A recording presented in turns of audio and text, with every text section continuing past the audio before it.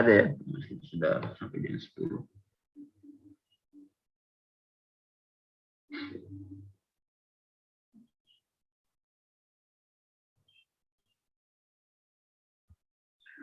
Jadi tujuan pembelajaran pada CSL ini nanti ya, bahwa diharapkan mahasiswa itu bisa melihat atau menilai jika dalam prakteknya nanti, misalnya praktek umum ada foto toraks, bisa lihat oh ini layak dibaca atau tidak ya. Artinya jangan sampai foto toraks ini tidak layak, misalnya kenapa tidak ada identitasnya ya, tidak ada markernya dan sebagainya, karena ada implikasi-implikasi yang akan terjadi jika misalnya harus tetap dipaksakan untuk diterima hasilnya ya, kecuali mungkin kalau ada radiolognya di sana ya, meskipun ada radiolog tetap ada bisa tahu oh, ini sebenarnya fotonya sebenarnya tidak layak ini, walaupun mungkin ada hasil bacanya toh, tapi bisa menjadi koreksi nanti ya kalau suatu ada foto toraks. Kemudian bisa juga mampu melihat oh kelihatan foto itu yang mana gitu, apalagi kasus-kasus emergensi. Kalau emergensi misalnya ada pneumotoraks, oh yang ini yang dimaksud dengan pneumotoraks, ya misalnya seperti itu. Atau yang ini dimaksud dengan efusi pleura. Ya misalnya ada mau melakukan fungsi, Anda tahu itu kompetensi berapa itu, apakah bisa kompetensi 4 itu. Fungsi efusi pleura mau menusuk di linea axial posterior. Oh, dari foto toraks kan harus kita lihat foto toraks. Oh, di sini saya tusuk ini, titik ini. Nah, itu salah satunya ya.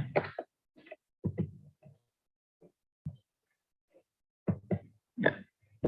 Jadi pada CSL nanti adik-adik sudah bisa mengetahui oh yang identitas foto, jadi bisa mengetahui menyebutkan yang mana itu identitas foto, identitas pasien, identitas foto. Kemudian yang paling penting juga adalah adik-adik harus bisa ketika ingin melakukan permintaan foto ya, bagi teman adik-adik yang tidak menjadi seorang radiolog, ketika meminta permintaan foto sudah tahu posisi foto itu apa saja, dan tentunya tidak hanya sekedar mengetahui posisi foto, tapi kenapa harus saya minta posisi itu ya, misalnya foto toraks ya, bisa foto toraks posisi rutinnya adalah posisi PA ya, itu wajib ya, wajib hukumnya minta posisi PA sampai pasien itu memang tidak bisa diambil, tidak bisa dilakukan pemeriksaan posterior anterior, karena ada beberapa hal ya, ada beberapa hal, misalnya pasiennya sakit berat sehingga tidak memungkinkan dia untuk berdiri ya, apapun penyebabnya ya, tidak bisa dia berdiri walaupun dipaksa dibantu tidak bisa berdiri, sehingga dia harus dalam keadaan baring atau duduk, sehingga dilakukan fotonya bukan posisi PA tapi AP. Nah, itu ya, harus mengetahui posisi foto dan kapan diminta posisi tersebut. Misalnya posisi lateral, kapan saya harus minta? Right lateral decubitus, kapan saya harus minta? Harus, yang penting itu. Jadi dalam melihat meminta pemeriksaan foto toraks sudah tahu, oh, saya minta ini. Pada kasus ini saya minta ini. Yang tadi melakukan penilaian kelayakan foto, kemudian melakukan pembacaannya, menjadi menilai pembacaan foto, melihat ada tidaknya kelainannya. Oh ini yang kelainan ada tumor tadi dan sebagainya. Kemudian bisa melihat menentukan kesan diagnosis bandingnya. Dan nanti di CSL ada harus bisa setelah melihat semuanya bisa menentukan apa kesannya. Kesan itu merupakan diagnosisnya ya. Yang mengarah ke diagnosis dan diagnosis bandingnya apa kira-kira bisa, serta mungkin ada anjurannya. Anjurannya itu yang berhubungan dengan radiologi ya. Apakah meminta CT scan toraks ya, atau MRI dan seterusnya. Jadi langkah-langkah penilaian atau pembacaan foto toraks ya. Jadi semua CSL radiologi ya, Dan saran saya lain juga ya, kita selalu awali kegiatan kita dengan membaca basmalah, Bismillah. Ya, jadi langkah-langkahnya ada ketika mau CSL, membaca foto. Jadi ketika memegang foto, sudah memegang fotonya, nah, pembacaan fotonya adalah pertama membaca Bismillah, Bismillah, lalu mengambil fotonya, kemudian memeriksa identitas pasien. Identitas pasiennya berupa nama, jenis kelamin, umur, kemudian identitas foto berupa marker, tanggal pengambilan foto, nomor foto, dan lain-lain. Ya, selalu memasang foto pada livebox seolah-olah pasien berada di depan kita. Jadi harus diucapkan ya. Setelah saya memeriksa identitas pasien, identitas foto, identitas pasien berupa nama, umur, jenis kelamin, identitas foto berupa marker, maka saya pasang foto pada livebox seolah pasien berada di depan saya, gitu ya, di ngomongkan begitu. Setelah itu, setelah fotonya terpasang, kita menentukan, oh ini foto jenis foto apa dan posisi foto apa. Jenis fotonya adalah foto toraks, posisinya PAK, APK, lateral, dekubitus, dan lain-lain. Sebagai contoh ini ya. Ya, ini beberapa jenis foto ya. Ini posisi PA, ini AP, ini lateral ya. Ya, ini contoh foto toraks. Jadi ini AP dengan inspirasi yang cukup ya. Nanti kita bahas lebih jauh. Ini AP, PA, ini AP ya. Ini AP. Ya, kenapa saya bilang ini AP? Karena walaupun sebelum menilai fotonya,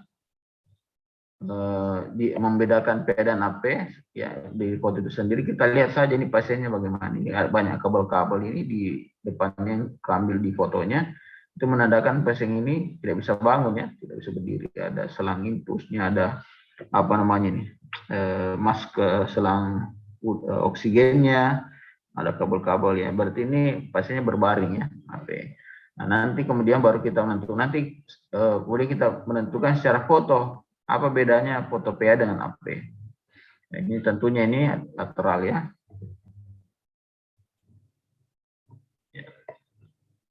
Nah, sekarang bagaimana kita bisa membedakan dia foto PA dengan AP? Ya, ini ya. Oke. Jadi PA ini inspirasinya cukup. Ya, ini AP ya. Nah, ini PA yang paling utama adalah ketika kita melihat ini skapulanya ini. Perhatikan ini skapula, ini ujungnya. Mungkin kelihatan sama-sama, ini ada tepi yang disebut dengan margio medial dari skapula itu adanya di lateral. Ya. Dia ada di lateral, dia tidak menutupi lapangan paru. Kalaupun dia menutupi sedikit saja, misalnya dia ada di sini ya. Karena tidak maksimal mungkin cara mengangkat tangan bertolak pinggang itu yang diangkat bahunya. Ya. Tapi kalau dia sudah berada di tengah-tengah, nah berarti itu AP itu. Ya, kalau kasus ini yang foto yang satu ini coba perhatikan, kalau jelas skapulanya. Skapulanya hampir menutupi ya, nanti kita lihat. Dia masuk ke dalam ya, masuk ke dalam bagian medial ya. Yang kedua, biasanya di bayangan lambung ini kalau kita perhatikan ini ada bayang udara yang berbentuk effort level. Ya. Pada posisi PA. Terus klavikulanya ini cenderung mendatar ya. Ini berbentuk V.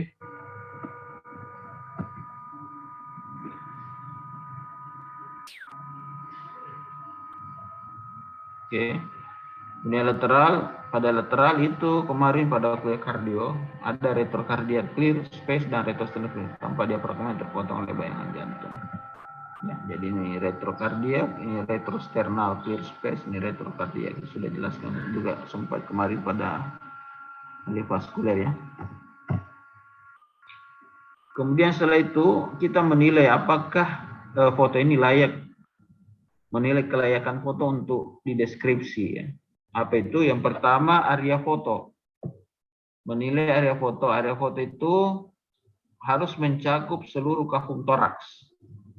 Ya, yang pertama harus mencakup seluruh kafum toraks. Ya.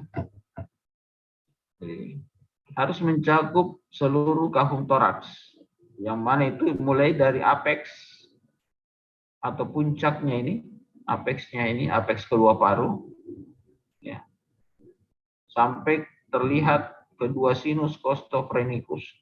Nah, itu yang pertama ya. Kelayakan foto yang pertama adalah dia harus meliputi seluruh area paru di mana kelihatan apexnya kedua paru sampai terlihat kedua sinus phrenikus. Yang pertama. Jadi seluruh kafum toraks dari kedua apex sampai kedua. Kemudian yang kedua, kelayakan kedua adalah melihat apakah inspirasi cukup atau tidak. Inspirasi cukup jika diafragma kanan berada pada IGA 10 atau di bawah ICS 9 kanan depan. Sorry, ICS 9 kanan belakang ya. Kanan depan.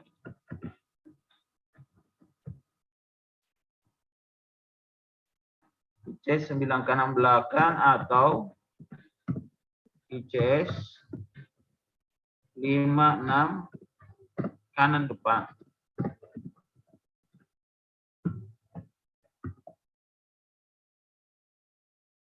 Yang mana itu?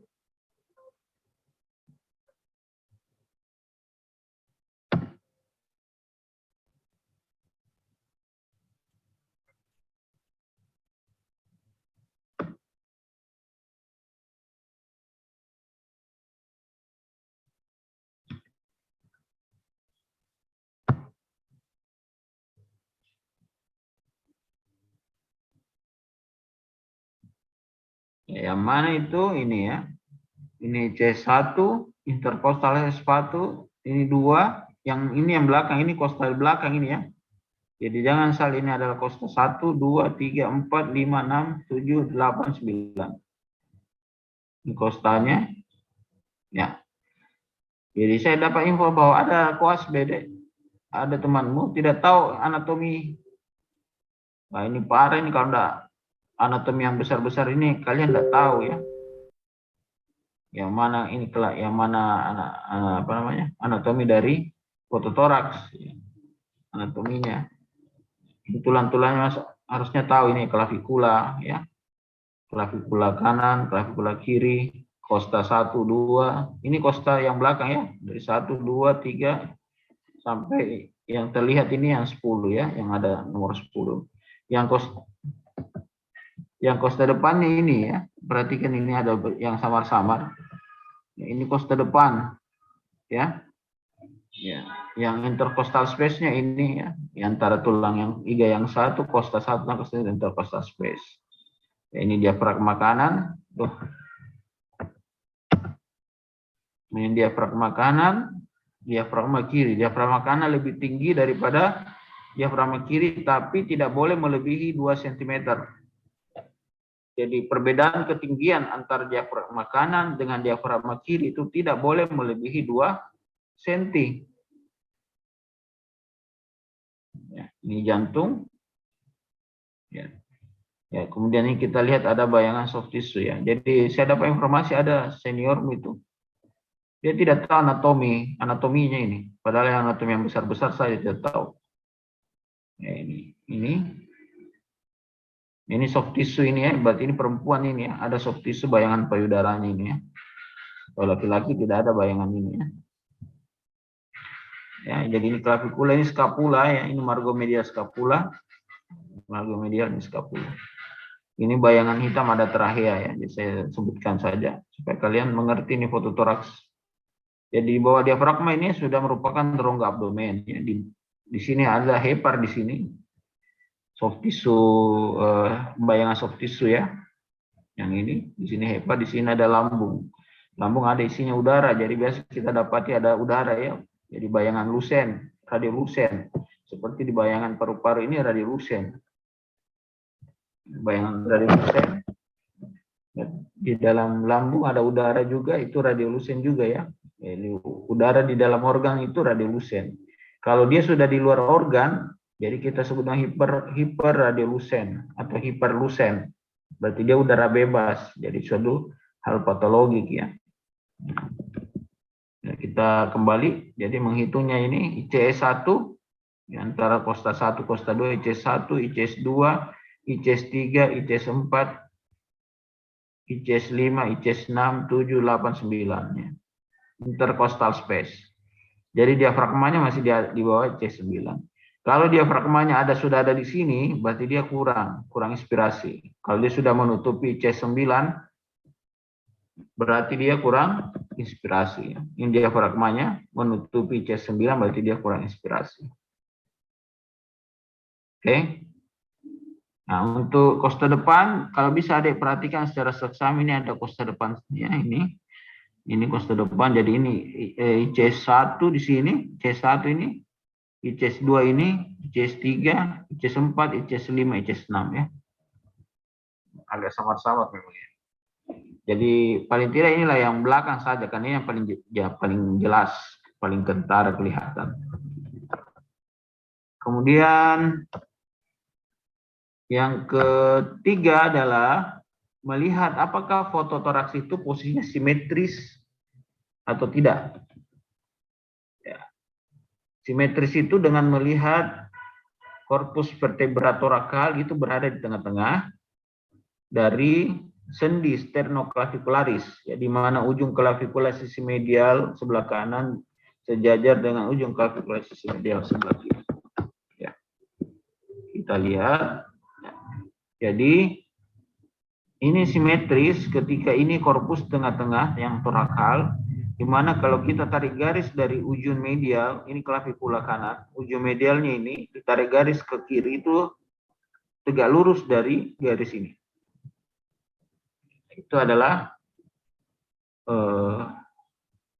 dia simetris. Ya. Kalau dia tidak simetris, ya tentunya dia tidak sejajar seperti ini ya. Kalau tarik garis tidak sejajar ya. Kalau dia asimetris, kita sebut asimetris. Ya. Oke, lanjut.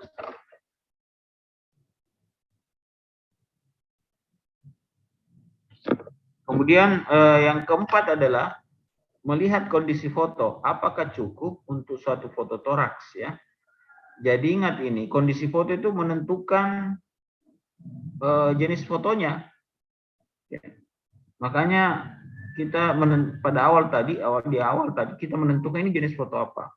Nah, teman koas saja kemarin, senior yang di koas itu juga kemarin dia melihat foto toraks, tapi bukan foto toraks. Dia sebut foto toraks. Ya, sebenarnya bukan foto toraks, tapi dia foto torakal ya. Kenapa? Karena kondisi fotonya terlalu tinggi istilahnya ya. Karena kondisi foto toraks itu paru-paru harus kelihatan jelas, sehingga vaskulernya terlihat jelas ya, yakni dengan melihat pada foto bahwa korpus vertebra torakal 1 sampai torakal 3 itu maksimal terlihat ya. Artinya T1 sampai T3 ya. Jadi sebenarnya bukan TH, ini T.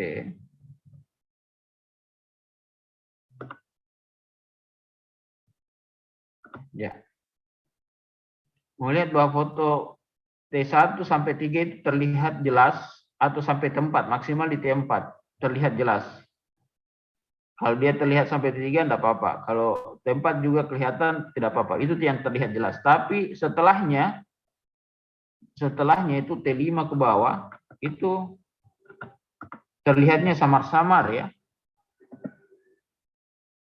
Nah, itu ini untuk melihat kelayakannya ini. Karena kalau T5 ke bawah terlihat jelas, maka itu bukan kondisi foto toraks, itu adalah kondisi foto tulang yang kita sebut dengan foto torakal. Seperti ini gambarnya. Coba perhatikan adik-adik, sangat berbeda ya. Ya, kita lihat ini foto toraks, ini foto torakal. Walaupun gambarnya sama-sama seperti toraks, tetapi pada foto ini tidak terlihat paru-parunya dengan baik. Ini hitam saja, tidak bisa kita nilai paru-parunya karena dia hitam. Tapi yang jelas itu tulang-tulang torakalnya, korpus vertebra torakal. Jadi ini bukan foto toraks, ini foto torakal. Yang ini foto toraks karena kelihatan paru-parunya yang tadi lusen. Ini hitam sekali, tidak bisa kita lihat paru-parunya gimana. Tapi tulang-tulangnya jelas kelihatan. Ya, kalau yang ini tulang-tulang T hanya terlihat yang jelas itu T1, T2, dan T3. Selebihnya itu samar-samar bahkan tidak kelihatan ya. Ya, tadi. Ya. Jadi syaratnya T1, T2, T3 atau maksimal T4 itu kelihatan jelas. Selebihnya T5 harus terlihat sama-sama. Kalau ini semua T-nya terlihat. Ya. Kalau kita lihat langsung ini foto aslinya, kelihatan jelas ini foto anunya, tulang-tulang torakalnya. Nah, tapi bayangan paru-parunya tidak kelihatan nih, dia cuma hitam begini ya. Tidak bisa kita baca ini fotonya. Kalau kita membaca paru-parunya tidak bisa, tidak kelihatan apa yang terjadi di paru-parunya. Kalau ini foto toraks ya, kelihatan paru-parunya dengan jelas, kelihatan pembuluh-pembuluh darahnya, arteri pulmonalnya, kelihatan ini arteri pulmonal hilusnya, kelihatan ini hilus kanan, ini hilus kiri, ini hilus ya. Sini hilus keluar arteri pulmonal, main arteri pulmonal ya, cabang utama dari arteri pulmonal. Kiri ini kanan. Di sini juga kalau pada khususnya pada anak, kalau dia memadat, padat sekali kelihatan berarti ada pembesaran kelenjar limfo ya atau limfadenopati parahiler. Ya, jadi ini yang menentukan kondisi foto. Ini disebut dengan kondisi foto. Ini sebenarnya masih kurang juga ini, maksudnya disebut under penetrated, tapi ini sudah bisa lah. Ya dibanding ini tidak bisa. Ini over penetrasi. Kalau ini masih bisa kita lihat paru-parunya walaupun under. Kenapa dia sebut ini under penetrated? Karena sama sekali tidak kelihatan torakalnya ya. Maksudnya tidak sama-sama ini tidak kelihatan. Tapi masih bisa kita baca ini. Dibanding ini tidak bisa dibaca sebagai foto toraks.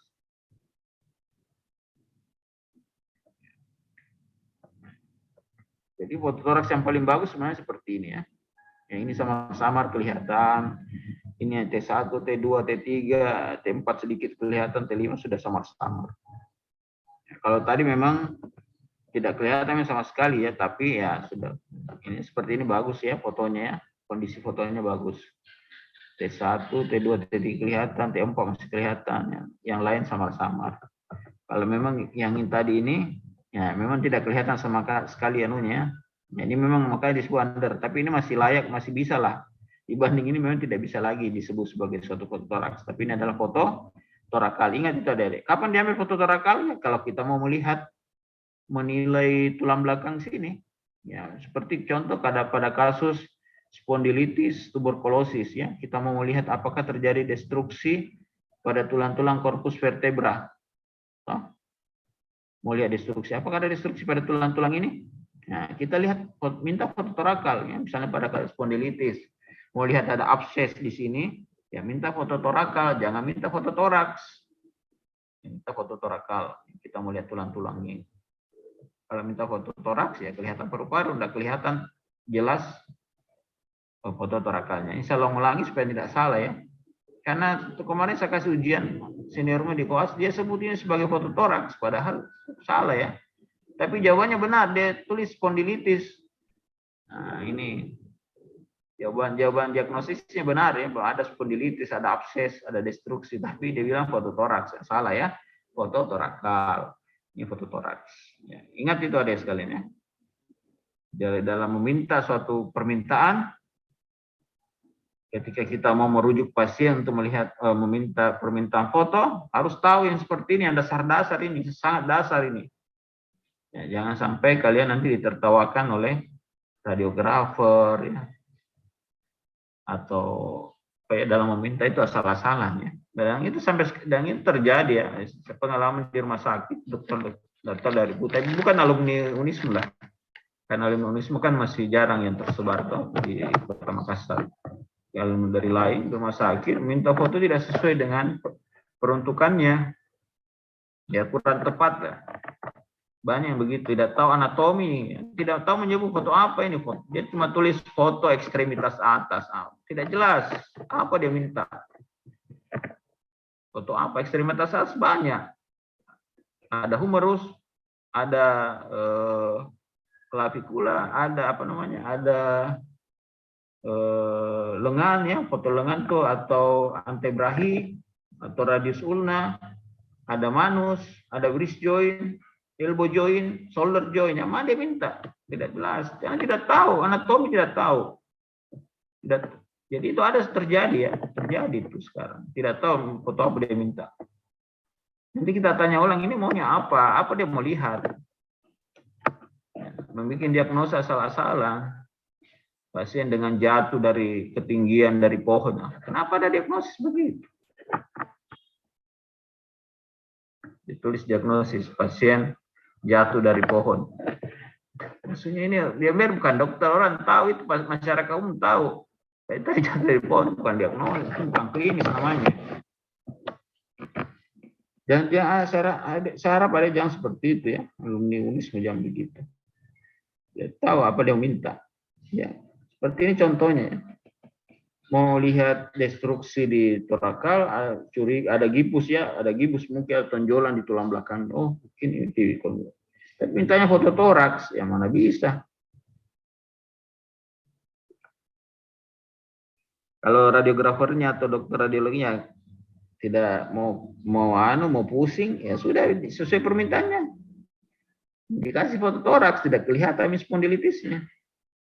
Tapi kalau yang mau care, yang peduli, ditanya dulu, tanya ulang kembali tuh dokternya, minta apa sih dia minta?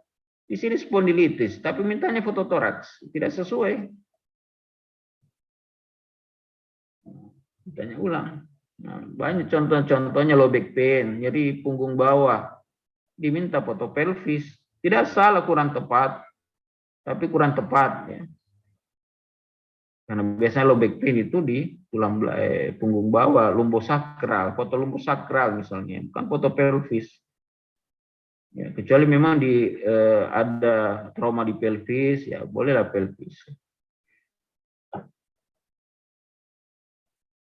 Ya. Sebelum kita langkah ke penilaian parenkim paru, ada pertanyaan sampai di sini dalam menilai kelayakan pembacaan foto. Silakan kalau ada yang bertanya untuk CSL nanti.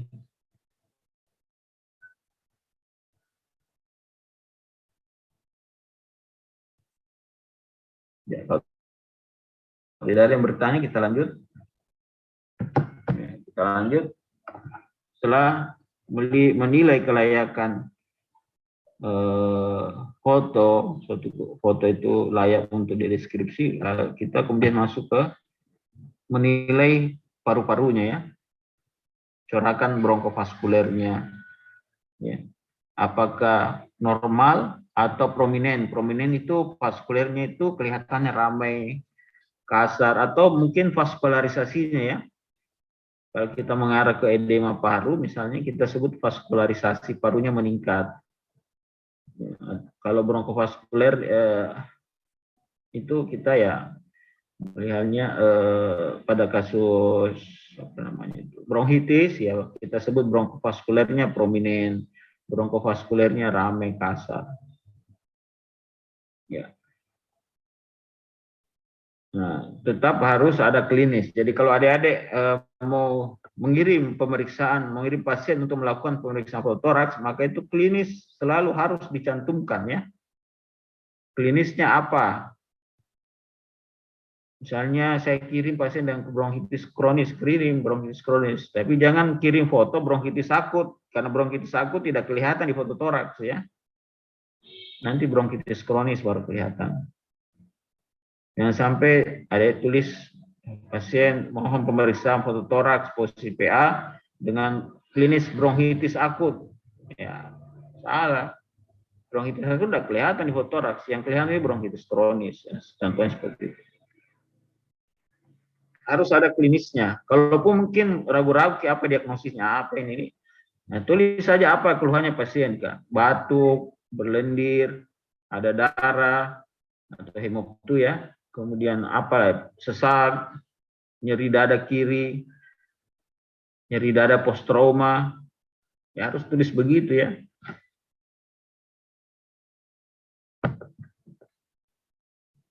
Nyeri dada post trauma dan seterusnya.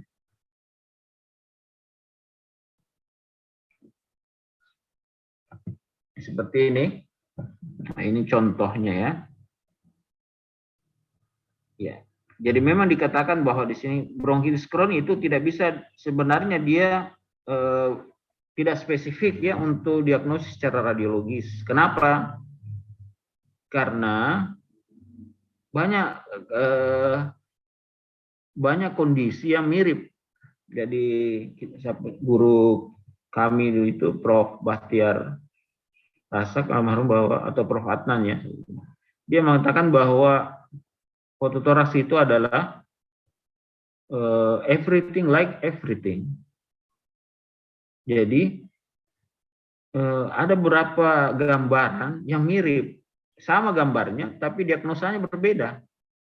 Makanya itu pemeriksaan klinis itu sangat penting. Pemeriksaan fisik, anamnesis itu sangat penting, yang menyertai pemeriksaan fototoraks itu sangat penting, karena gambaran fototoraks itu everything like everything. Mirip gambarnya, tetapi kesannya nanti berbeda. Ya.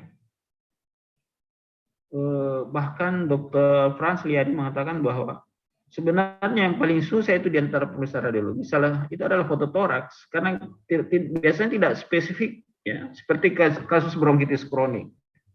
Seperti gambar ini adalah, kalau kita lihat ini corakan vaskuler ini terlalu rame ya. Ini vaskulernya, ini arteri pulmonal ini rame sekali sampai ke ujung-ujung. Seharusnya kan yang normalnya itu, kemarin saya kasih kuliah kardio, kalau di sini keluar arteri pulmonal, di main arteri pulmonalnya, kalau dia keluar, dia semakin kecil, semakin ke perifer, semakin kecil dan tidak terlihat ya, 1:5.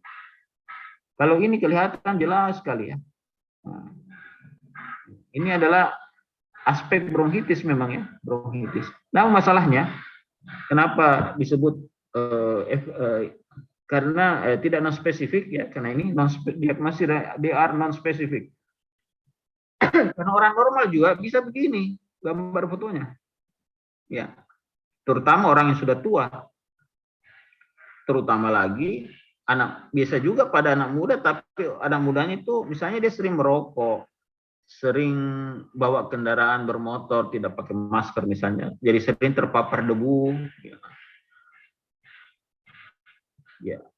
Gambaran radiologinya sama, tapi tidak ada keluhan batuk, ya sehat-sehat saja. Jadi biasa kita didapati pada pemeriksaan check up perusahaan toh, check up perusahaan kah, atau dia mau kerja, kita lihat ini kelihatan rame nih, seperti gambar ini. Kalau ini terlalu rame memang, kalau ini seperti ini ya, kita lihat tidak ada keluhannya, tapi kelihatan seperti bronkitis ya, padahal tidak ada keluhan. Ya, makanya tidak spesifik memang ya. Nanti kita bilang bronkitis kronis kalau gambarnya foto seperti ini dengan disertai ada keluhan batuk ya, batuknya lama berulang, hilang timbul, gampang ya, sudah sembuh batuk lagi ya bro. Apalagi riwayat perokok, baru kita diagnosis bronkitis kronis.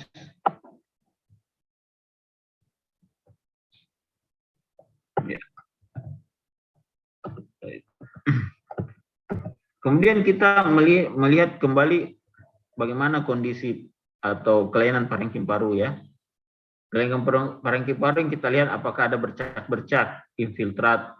Bercak-bercak itu bisa berupa infiltrat atau titik-titik putih begitu. Itu namanya infiltrat, tapi jangan sebut bilang oh tanpa titik-titik putih, enggak ya. Bilang bercak-bercak infiltrat. Cuma kelihatan di fotonya itu seperti titik putih gitu. Titik-titik gitu. Bercak-bercak. Kemudian ada yang granuler, dia lebih besar sedikit dari infiltrat bercaknya. Kemudian ada retikuler. Retikuler itu kayak garis-garis. Dia bukan titik-titik tapi garis-garis kecil. Itu namanya retikuler. Bercak-bercaknya. Kemudian itu, apakah ada itu ya salah satunya, atau mungkin ada berawan ya, berawan tipis ya. Jadi untuk menilai ini semua kita harus sering-sering lihat foto normal. Ya, jangan sampai yang berselubung itu ternyata itu ada kemarin itu di CSL dulu ya. Jadi yang kelainannya itu dia anggap perselubungan, ya seperti ini ya. Ini foto. Saya suruh baca. Yang mana kelainannya? Perselubungan. Dia tunjuk yang ini, yang putih nih di bawah nih. Perselubungan. Bahkan pernah kalau tidak salah ada yang disebut ini satu perselubungan. Ya, ini dia sebut ini gimana perselubungannya, Indo perselubungannya. Tentara ini tidak belajar ini. Ini dia sebut ini perselubungannya. Memang dia juga putih ya, tapi bukan ini bagian sudah bagian abdomen ini ya. Ini bayangan soft tissue pada hepar. Ini kambung. Dia sebutin perselubungannya, kelenannya. Berarti sudah tidak masuk lagi paru-paru. Apalagi lebih-lebih ini parah sekali kalau ini sebut perselubungan, ini bayangan jantung disebut perselubungan. Ya, berawan perselubungan itu homogen kalau dia tidak putih sekali begitu, tidak ada kelihatan lagi paru-paru, homogen, inhomogen. Ya, ini perkabutan mirip-mirip ya, perselubungan perkabutan. Konsolidasi sama istilahnya. Ada lagi satu istilahnya opasitas, itu sama saja ya. Opasitas, konsolidasi, perselubungan sama saja. Kalian bisa sebut perselubungan, bisa sebut konsolidasi, bisa sebut. Kalau berawan mungkin dibanding berselubung itu lebih tipis kalau berawan ya. Biasanya kita pakai istilah berawan pada kasus TB paru. Tapi nggak apa-apa kalian sebut berselubungnya, nggak masalah ya. Kemudian klasifikasi garis-garis fibrosis, apakah ada retraksi, apakah ada kavitas, air bronchogram sign, ABS ya, biasanya pada pneumonia kita lihat ABS, ada silot sign kah, ada food level, ada retraksi, hilusnya memadat kah? Memadat berarti kita mengarah ke limfodenopati. Kalau kita bilang dilatasi, kita mengarah ke pelebaran daripada arteri pulmonal. Contoh kasus ya, contoh kasus ini. Nah ini kalau kita lihat bercak-bercak ini banyak sekali ya. Ini bercak-bercak halus, granuler halus, atau bisa disebut dengan bercak-bercak miliar ya, yang tersebar di seluruh lapangan paru, seluruhnya ini ada semua bercak-bercak ya. Bisa dilihat ya. Nah, ini adalah satu miliari tuberkulosis. Kemudian ada bercak-bercak infiltrat ini. Ya, ini ya, kita lihat bercak-bercak infiltrat di biasanya kalau bronkopneumonia itu dia berada di parakardial. Parakardial itu artinya di sampingnya kardial ya, parakardial atau di lapangan bawah kedua paru. Ya, ini juga ya, ada bisa juga di sini ya. Tidak mesti harus hanya di bawah, tapi bisa juga di atas. Ya, misalnya ini kasus TB ini yang ya kita lihat ini ada bercak-bercak berawan ya, baru ada kavitas, ini yang disebut dengan kavitas. Ini ada kavitas, ini lebih jelas lagi nih bercak-bercak berawannya. Adik-adik bisa sebut bercak berselubung juga, nggak masalah. Ya, ini ada kavitas. Ingat bahwa perselubungan berawan, bercak-bercak, kalau dia di lapangan atas kedua paru, lebih cenderung itu adalah suatu TB paru.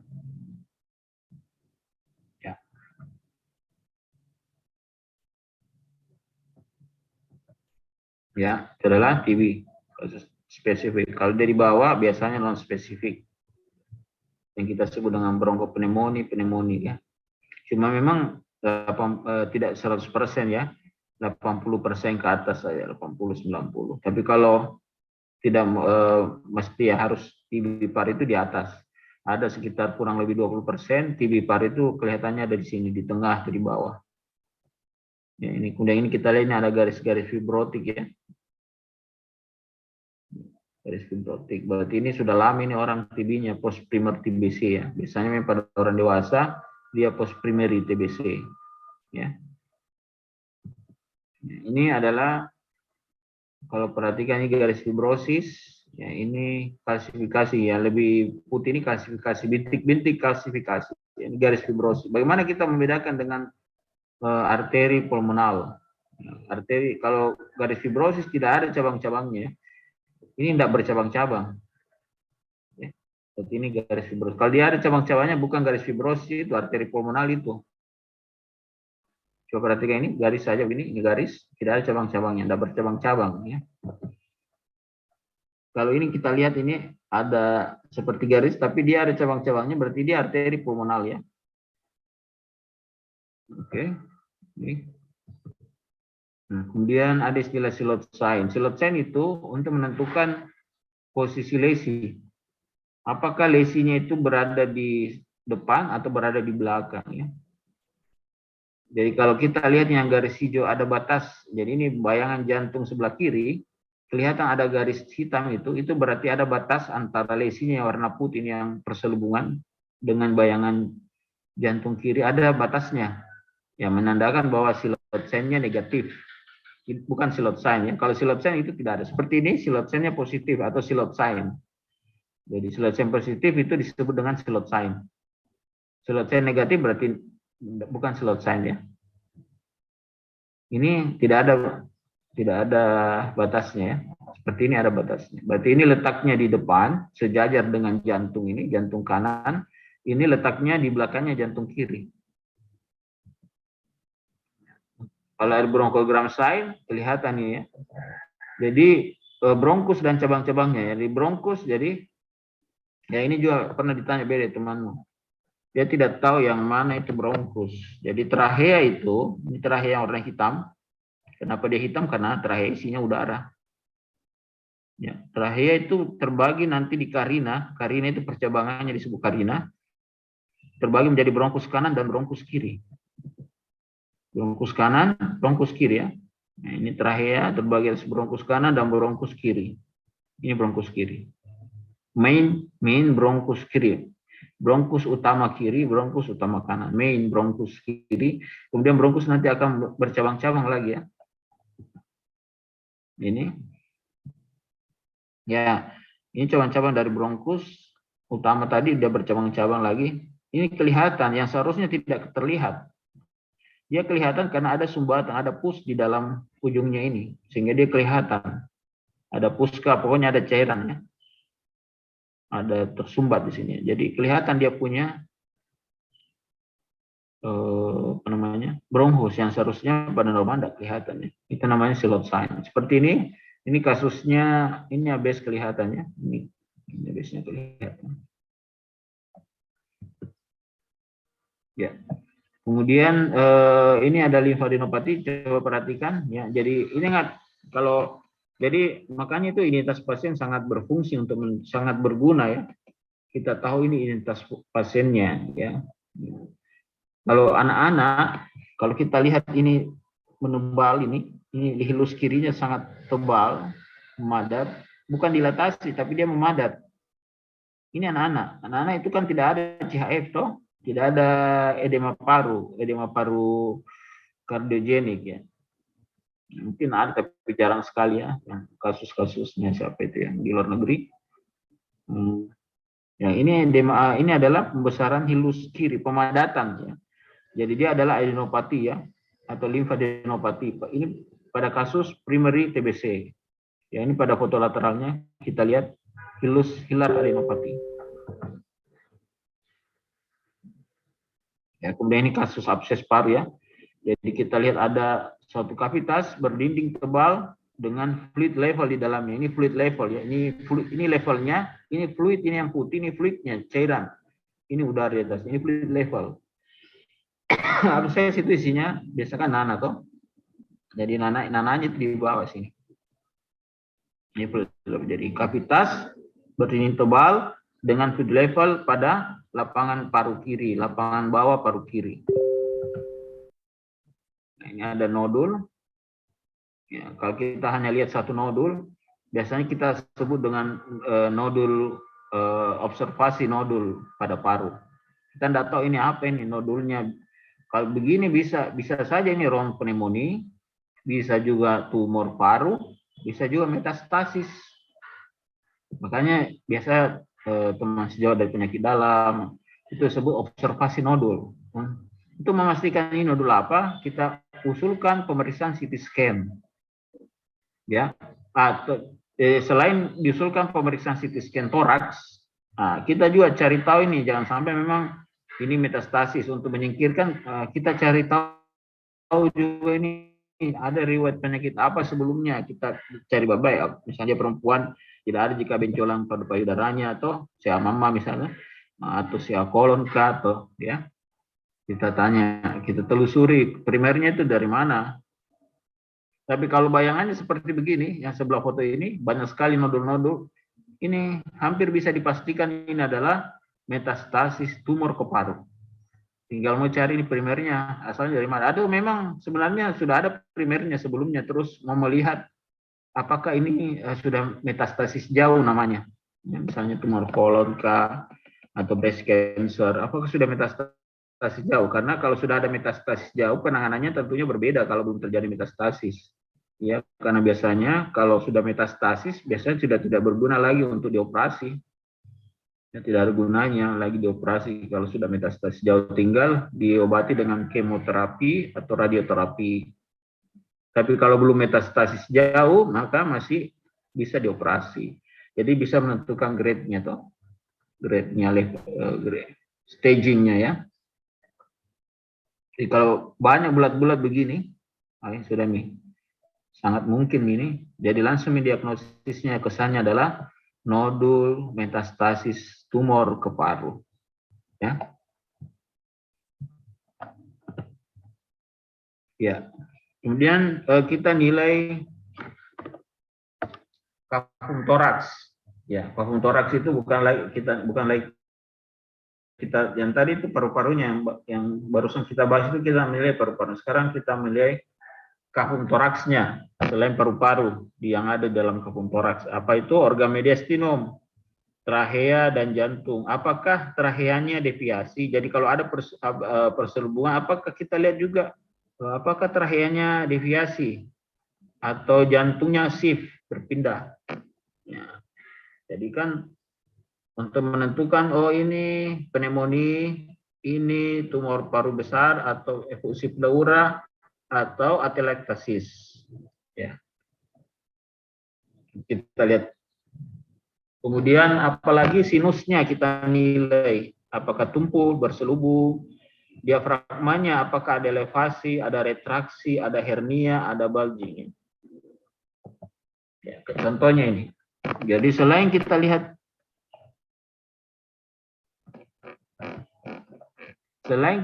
ada perselubungan, konsolidasi, opasitas pada paru kiri atau pada hemitoraks kiri, kita lihat nilai organ mediastinumnya. Ini tracheanya mengalami deviasi, jantungnya tertarik ke sini, mengalami shift ke arah yang sakit atau shift ke kiri pada kasus ini.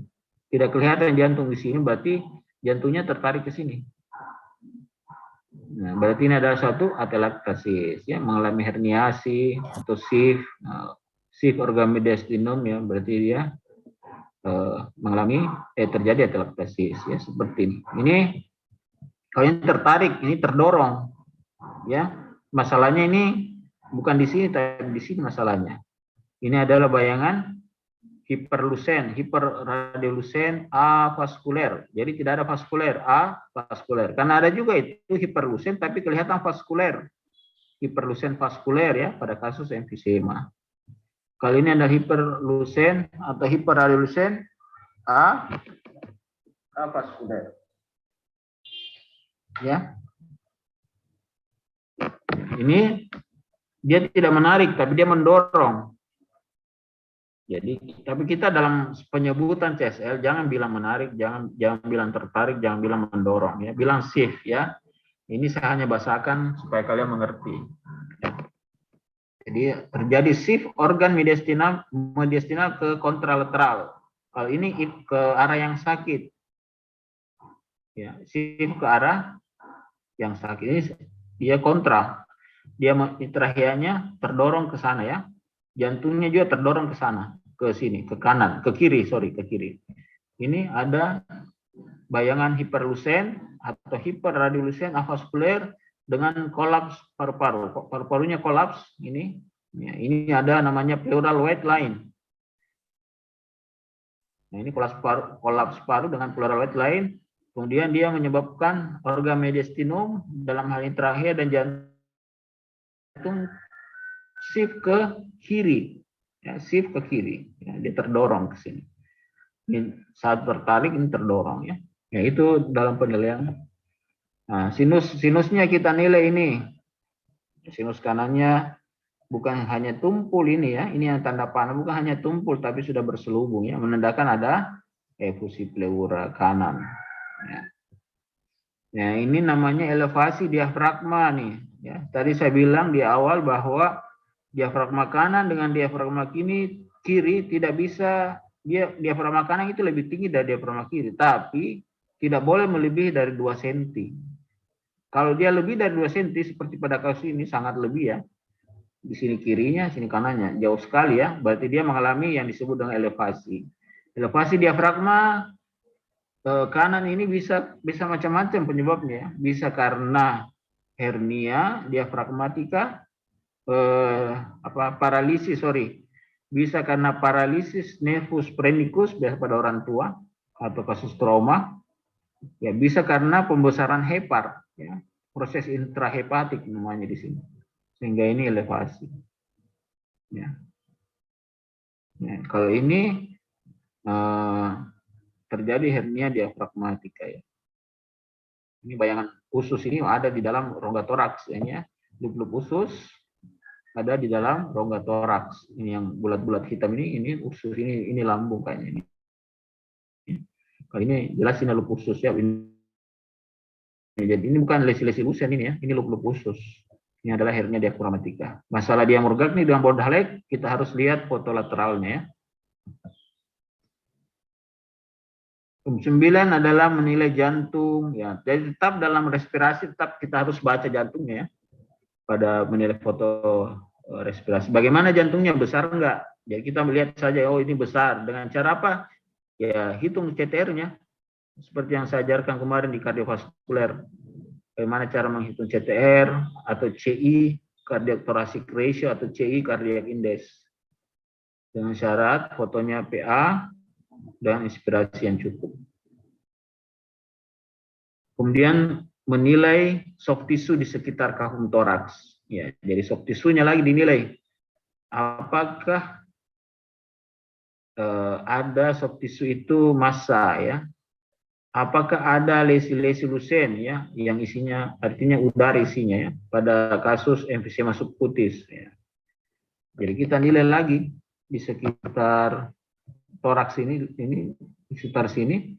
Biasa juga kalau ada emfisema subkutis itu kelihatan di depan ya, ada emfisema. Jadi memang kelihatan jelas dia. Emfisema itu kelihatan sih lesi-lesi lusen di sekitar dinding dada ya, soft tissue. Kemudian terakhir adalah menilai tulang-tulangnya ya. Dalam menilai foto terakhir dengan tulang-tulang. Apakah ada fraktur kah? Ada destruksi kah? Kita lihat tulang-tulang yang ada di foto toraks.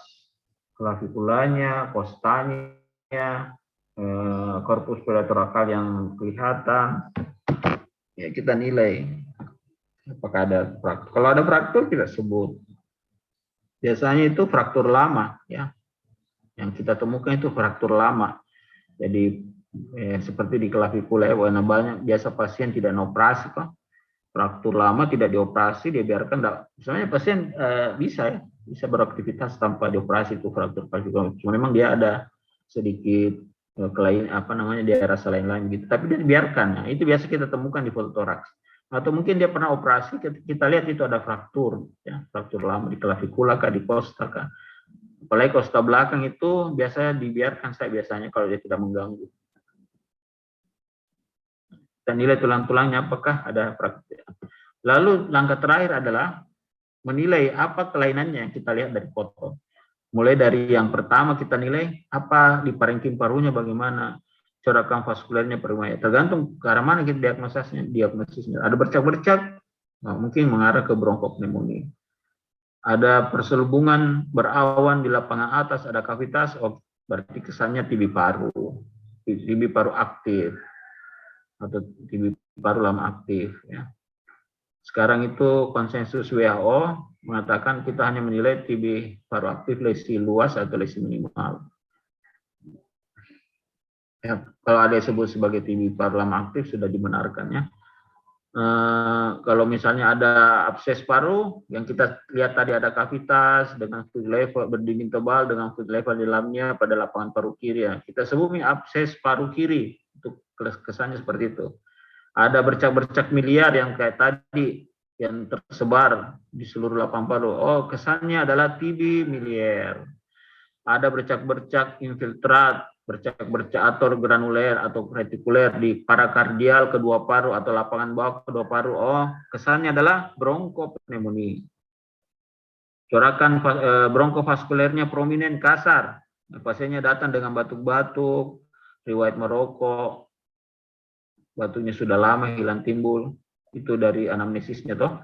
Kita lihat fotonya, oh corakan bronkovaskulernya kasar atau prominent. Nah, diagnosisnya adalah, kesannya adalah bronkitis kronis. Begitu ya, kesan terakhir adalah kesan. Kemudian kalau kita ragu-ragu apa DD-nya? Jadi disebut saya kalau ini apa ya? Tumor kah? Seperti tadi ya, ada nodul 1 itu. Berarti observasi nodul bisa ronspneumonia, ya, bisa nodul tumor ya, bisa metastasis. Baru kalau kita ragu begitu, usul. Usulnya itu pemeriksaan radiologi, bukan laboratorium ya, bukan pemeriksaan lain, tapi radiologi usulnya. Usulnya apa? CT scan kah, MRI kah? Seperti itu. Tadi sudah ya. Sampai di sini ada pertanyaan? Sebelum nanti CSL, silakan bertanya deh, saya kasih kesempatan bertanya.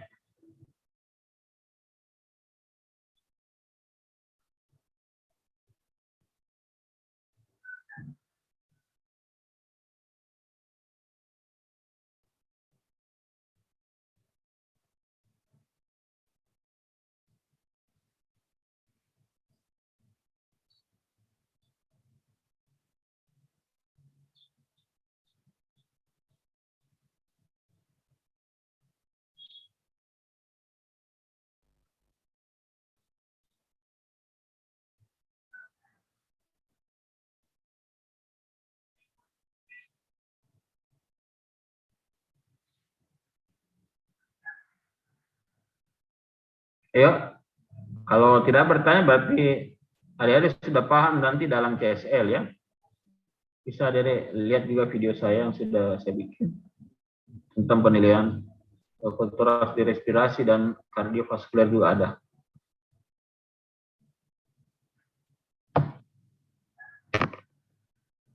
Kalau tidak bertanya berarti paham semua ya. Memang kalau kompetensi jadi fototoraks itu mengikuti tentunya mengikuti dari bagian lainnya penyakit dalam ya. Jadi kompetensinya kalau TB paru kompetensinya 4 misalnya, di fototoraks juga begitu. Bisa 4.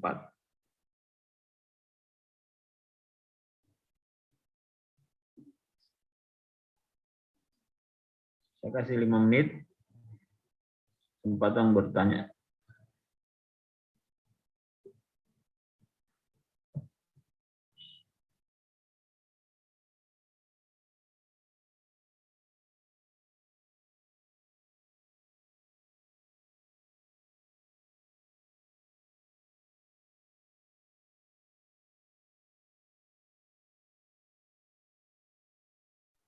Belajar kibabe anatomi ya. Saya dapat informasi kurang sekali beda anatominya. Senior-seniormu yang sudah lewat yang kuas-kuas. Jadi saya harap silakan belajar itu anatomi ya. Jangan hal-hal yang besar-besar saja tidak tahu. Bagaimana cara mengirim permintaan foto kalau tidak tahu anatominya? Saya foto tulang. Saya minta humerus, ya foto humerus. Ada fraktur di humerus, curiganya. Foto humerus, dicuriganya di klavikula ya klavikula. Ada dislokasi di shoulder joint-nya. Minta foto shoulder joint. Atau wrist joint, elbow joint. Yang begitu harus tahu yang mana itu elbow joint, wrist joint ya, contoh. Kapan ada itu posisi right lateral decubitus? Kapan saya minta itu fototoraks posisi right lateral decubitus ya? Jadi biasanya itu posisi itu ketika untuk melihat efusi pleura yang istilahnya yang banyak ya. Yang sedikit. Yang kalau pada foto toraks itu tidak kelihatan ya. Ada gambarnya di sini. Ya, silakan. Siapa namanya?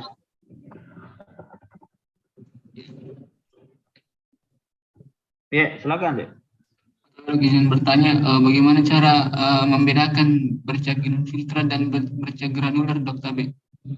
Baru pertanyaan yang kedua, Dok, bagaimana cara kita membedakan hilus dengan vena siparisasi, Dok Tabe? Oke. Jadi pertanyaan pertama, bagaimana membedakan apa tadi tuh? Bercak infiltrat dengan Tabe, Dok, bercak infiltrat dan bercak granuler, Dok Tabe. oke. Patches ya. Jadi infiltrat mau mirip-mirip memang dengan bercak-bercak granuler. Cuma granuler itu kita kalau dia tipis sekali kita sebut halus. Bercak granuler halus misalnya pada TB miliar ya. Kalau ini dia bercak-bercak infiltrat ya. Ya, dia ini granuler kasar ya. Ini bisa lihat ini yang saya tunjuk ini. Bercak-bercaknya. Bisa lihat ya. Ini di atas panah saya ini. Dia lebih besar. Ini granuler enggak apa-apa disebut juga granuler ya, yaitu infiltrat. Yang kalian harus bedakan itu retikuler, tapi sama sebenarnya diagnosanya bronkopneumonia. Retikuler itu dia garis-garis ya. Sayang di sini enggak. Jadi dia biasanya ada dua-dua, ada granuler, ada retikuler, atau ada infiltrat atau ada. Jadi granuler dengan infiltrat sama, cuma ada disebut dengan granuler halus ya, seperti yang saya tunjukkan tadi pada TB miliar, itu kita sebut dengan granuler halus, bisa juga dengan ini ya. Ya, ini halus, ini granuler halus ya. Halus sekali toh. Dibanding tadi yang bronkopneumonia lebih besar dia punya bercak toh. Coba perhatikan ini yang saya tunjuk ini, halus ya. Granuler halus atau miliar sama ya. Oke, seperti ini kalau diperbesar, coba lihat. Ya, ini granuler halus. Tapi kalau yang bronko tadi kelihatan lebih besar dia punya bercak.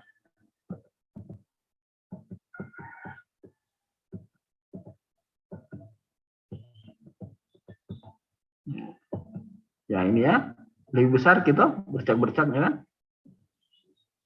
Lebih besar bercak-bercaknya. Baru dia tidak uniform size. Kalau tadi itu sama size-nya.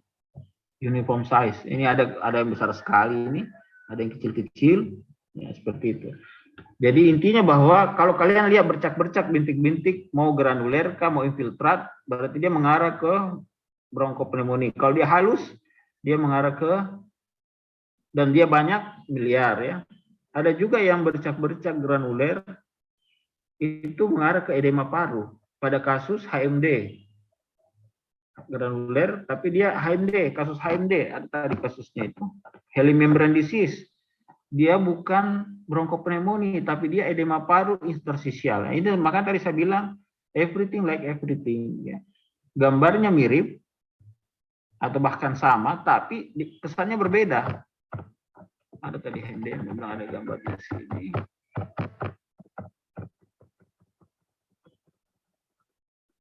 Bisa Anda tampilkan lagi karena saya rasa sudah ya. Seperti ini ya.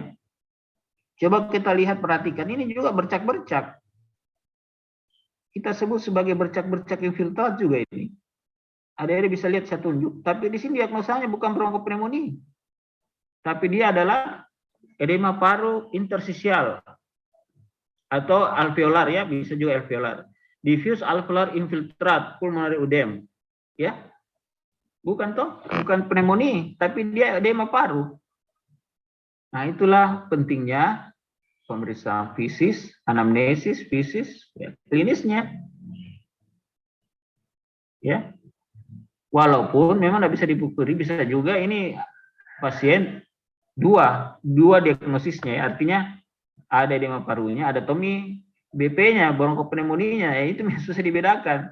Ya, pemeriksaan fisis lagi, anamnesis lagi. Nah, apakah kan orang edema juga batu-batu tonji, istilahnya toh kita bahasa kita.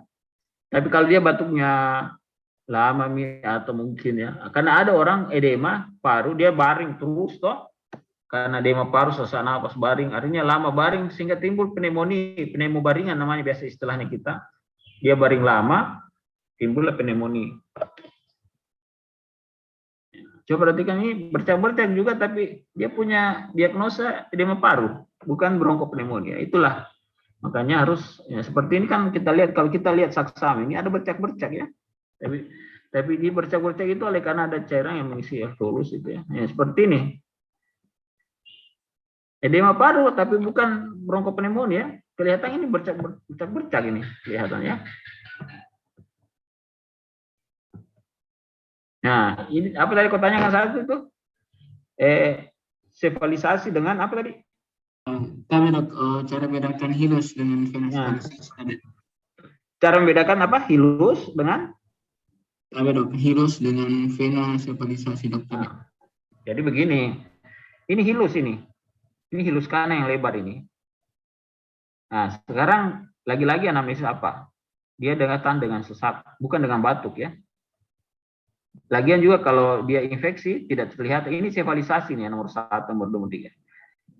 Kalau dia yang maksudmu mungkin itu bagaimana membedakan antara hilus yang menyebabkan edema paru dengan hilus oleh karena infeksi, dalam hal ini limfadenopati ya. Hal yang pertama harus adik-adik ingat bahwa limfadenopati itu sering pada anak, bukan pada orang dewasa. Walaupun dewasa juga bisa, tapi dia lebih sering di foto toh datang dengan batuk-batuk lama, kemudian oh ternyata hilusnya memadat, berarti ada limfadenopati. Kalau ini hilusnya dilatasi, kita lihat ini ada vena pulmonalis yang lebar-lebar. Ingat, vena pulmonalis itu tidak kelihatan kalau dalam keadaan normal biasanya ya. Nanti dia kelihatan ketika terjadi hipertensi pulmonal atau adanya edema paru. Nah, ini garis yang besar, yang tebal-tebal ini itu adalah sefalisasi ya. Ini sefalisasi. Ini hilus kanannya sangat lebar, ya, sangat lebar sekali ya. Atau kita sebut dengan dilatasi dari vena pulmonalis di sini. Nah, ini hilus ya. Pada kasus hipertensi pulmonal. Begitu pula juga pada kasus kongesti heart failure misalnya toh. Kita lihat. Ini. Yang tadi saya gambarkan pada TB primer itu, ya itu memadat, kita istilahnya memadat, tapi sama-sama hilusnya kelihatannya seperti itu, mirip-mirip di gambar hilusnya juga. Ya, cuma kita itu lagi kita ini kita pantasnya sebut hilusnya memadat, bukan hilus dilatasi.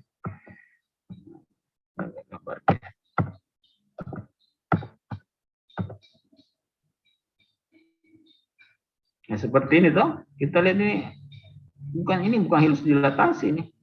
Ya ini memadat ya.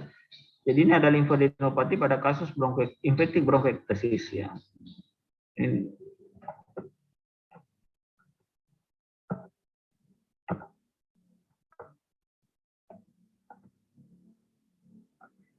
Ya ini lagi yang tadi kasus lain ini yang bercak-bercak, ini yang bercak-bercak granuler halus ini. Kalau ada perhatikan secara seksama, nah ini kasusnya bukan bronkopneumonia, bukan pneumonia, bukan, tapi ini adalah hyaline membrane disease ya, tidak terbentuk surfaktan, belum terbentuk sehingga timbul ini HMD. Kan itu everything like everything. Nah. Ya ini bercak-bercak, ya bercak-bercak, infiltrat bergranuler dengan cincin-cincin lusen ya. Pada honeycomb ini masih istilah lama ya, honeycomb, untuk menggambarkan adanya bronkiektasis. Ini infected bronkiektasis ya, karena di samping ada honeycomb ada juga infiltratnya ya.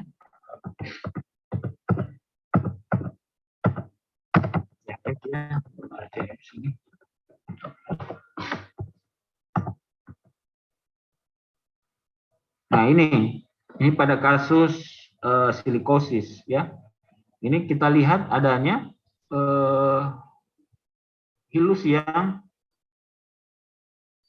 kalau di sini dia langsung sebut multiple enriched lymph node ya, dengan gambaran khas Excel kalsifikasi. Jadi ini gambaran khasnya Excel kalsifikasi pada hilus. Ya, jadi hilusnya memadat, hilusnya langsung kita bisa sebut nodul ya, seperti ini. Bukan dilatasi, limfadenopati. Ya, pada kasus yang jantung kemarin ya, yang kardiovaskuler, kita lihat ada hilus yang dilatasi oleh karena pelebaran dari arteri pulmonal. Kalau yang tadi itu pelebaran dari vena, ya, hipertensi vena atau sefalisasi tadi pada kasus hipertensi pulmonal.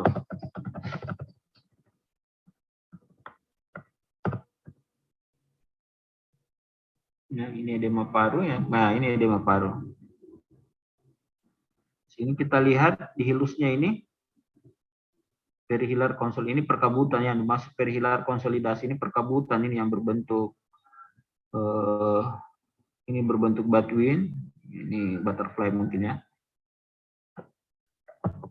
Kalian ini hilusnya ini tertutup ya, sudah sangat ini dilatasi, jadi arteri pulmonalnya melebar. Ini Kerli A, Kerli B. Yang kemarin kardiovaskuler yang tidak terlalu jelas, ini jelas ini.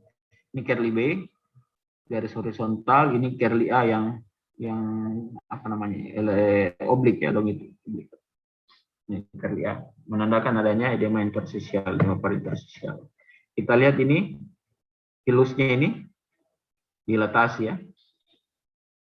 Hilus kiri ini dilatasi.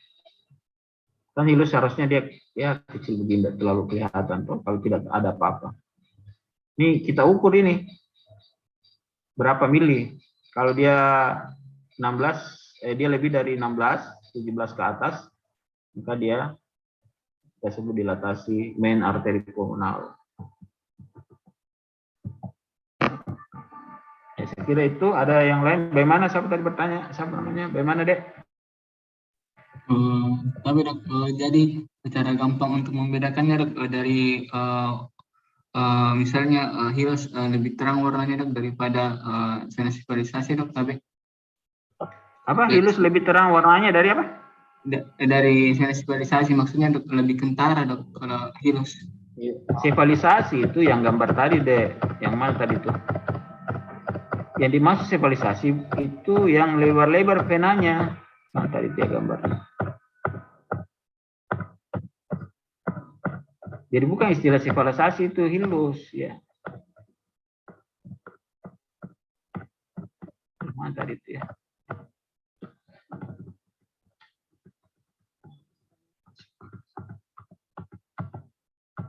Sefalisasi itu yang pelebaran vena, bukan hilusnya yang kita lihat yang istilah sefalisasi itu.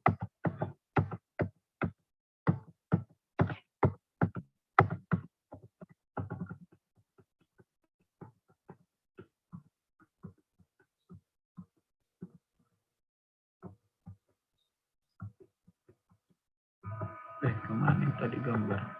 Nah ini yang dimaksud sefalisasi ini, bukan ini yang di istilah sefalisasi. Ini yang dimaksud ya. Jadi pelebaran vena ini yang di atas, ini yang disebut sefalisasi. Adapun hilusnya ini yang melebar, ini yang kita sebut biasanya hilus dilatasi, atau dalam hal ini adalah venanya yang dilatasi, ya. Kan di sini ada keluar arteri dan vena pulmonal. Nah, yang dimaksud sefalisasi kalau sudah kelihatan begini, ini namanya sefalisasi. Ini bukan sefalisasi kalau tidak ada kelihatan begini, bukan sefalisasi. Kalau tidak ada kelihatan begini, ini yang ini. Ini namanya sefalisasi nih, yang apa namanya? Kenapa disebut sefalisasi? Karena ada dilatasi vena suprahiler, di atasnya hilus. Sefalisasi dia garis-garis ke atas begini, yang seperti ini ya. Biasanya ada juga di sini, di sebelah kirinya. Ini masih sefalisasi, bukan yang ininya kita maksud sefalisasi, bukan. Istilah sefalisasi itu yang ini, yang naik-naik ini, yang garis-garis ke atas ini, bukan garis sebenarnya, ini vena pulmonalis yang melebar. Kalau ini kita istilahkan adalah hilus yang mengalami dilatasi. Hilusnya apa? Dilatasi dalam hal ini venanya. Ya. Jadi bukan membedakan sefalisasi dengan hilus, bukan. Yang kita mau bedakan itu apa? Hilus. Kalau hilus ini, hilusnya ini. Di hilus ini ada arteri, ada vena, ada kelenjar limfa.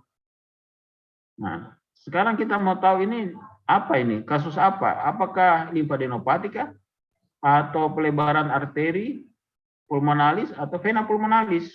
Kalau ada kelihatan seperti ini sefalisasi, berarti yang melebar ini adalah vena pulmonalisnya. Ya, sefalisasi itu istilahnya itu yang ini, yang di atas ini, bukan yang ini. Jadi pelebaran vena yang suprahiler ini yang kita sebut sefalisasi. Yang ini, bukan yang ini. Ini adalah hilus yang mengalami dilatasi.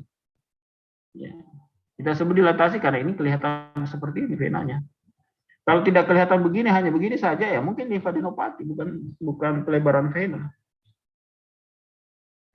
Ya, bagaimana siapa tadi? Bagaimana, Dek? Tapi dok, terima kasih dok. Tadi saya salah Ya, tangkap.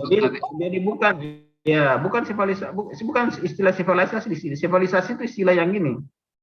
Bukan ini hilus ya. Hilus kanan ini sangat lebar ini. Ya. Sekarang kita mau ini arteri kah, vena kah? Atau limfadenopati. Tapi karena ada ini yang garis-garis ke atas ini yang disebut dengan sefalisasi, berarti ini adalah vena yang melebar.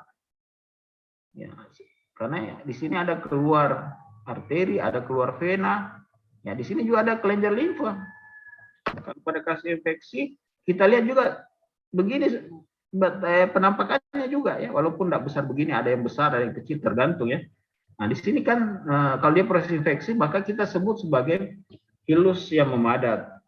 Diagnosanya adalah limfadenopati parahiler. Nah, tapi ini dari anamnesis, tentunya kalau kayak begini tuh korpomular, tentunya kan ada anamnesisnya, presafisisnya yang menunjang ini foto, baru fotonya juga gambarnya begini. Nah, ini adalah suatu vena yang melebar, suprahiler, supra di atasnya hilus. Istilahnya sefalisasi. Ya, seperti itu. Kalau ada bertanya lagi? Masih ada? Sudah 10-4 menit. Kalau tidak ada lagi, saya tutup nih. Ya. Oke, kalau ada lagi saya tutup dengan ucap alhamdulillahirrahmanirrahim. Ya. Oh ya, saya anjurkan saya ingatkan ada sekalian perbanyak belajar juga agama ya, belajar banyak doa ya, perbaiki sholatnya, mengajinya perbaiki ya. Supaya apa yang kita lakukan itu ya mendapat pahala, yang mendapat diberkahi oleh Allah Subhanahu wa taala. Saya tutup pertemuan pada hari ini dengan ucapan alhamdulillahirabbil. Assalamualaikum warahmatullahi wabarakatuh. Waalaikumsalam warahmatullahi wabarakatuh. Terima kasih banyak dok. Sehat-sehat selalu dok. Ya, sehat semua ya, sukses.